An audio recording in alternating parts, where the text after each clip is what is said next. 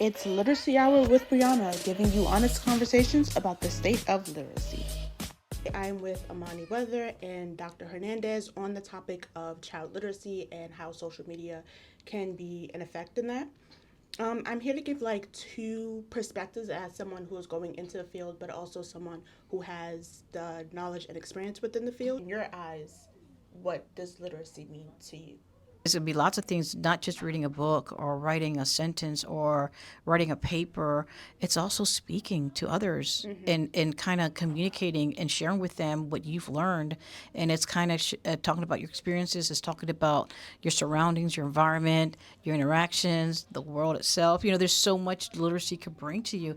And I think understanding literacy and understanding also how to read is understanding your subjects. It's understanding math. It's understanding science. Understanding if you can't read, you can't understand. You won't be able to comprehend, understand everything else. I mean, in a sense, yeah, you can probably comprehend in one sense if you can, but if you cannot read to understand and to learn more, it's going to be something that will hold you back because you can listen and maybe understand and comprehend, right?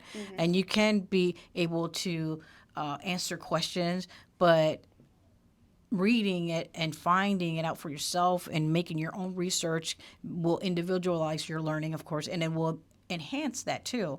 But like I said, it could be so much like that communication, that talking to others, relaying what you learn, talking about the environment, talking about the world, talking about what you know as a person. All that's, for me, it could be considered literacy also.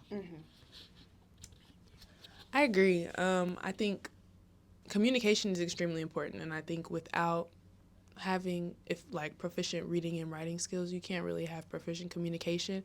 That's your first line of communication when you're younger, and you can't really form full sentences that maybe adults or older people can understand. They might ask you to write down some sight words or draw a picture. You can't do that if you don't have proficient literacy. And I think that it's people skills. I think it's really important to be able to develop your people skills. I don't know, for me, I think that I'm a lot more confident in having conversations like this in front of people, with people, because I have easily comprehended and understood a lot of things around me. And I do agree that it's not just in the classroom, it's everywhere. I think that there's a reason that you have to read and write in every subject in school. You can't do science or math. In math they have word problems. You have to be able to write down formulas in science. You have to be able to read different texts in history to be able to understand things from a historical context, and that's purposeful because it's extremely important. It's extremely important to be able to understand the world, and you can't do that unless you're able to read and write. Yeah, I think it's about communication skills. I think that's one of the biggest things. It's not just about doing well in school. I think it's about being able to be efficient outside of school. I think that's what school is. It's preparing you for what happens to you afterwards when you leave school, and I think that's one of the most important parts.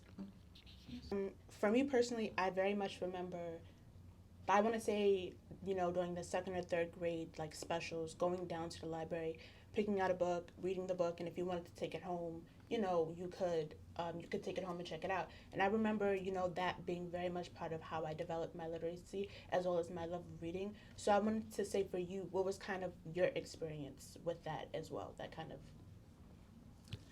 of. Mine was pretty much the same. Yeah.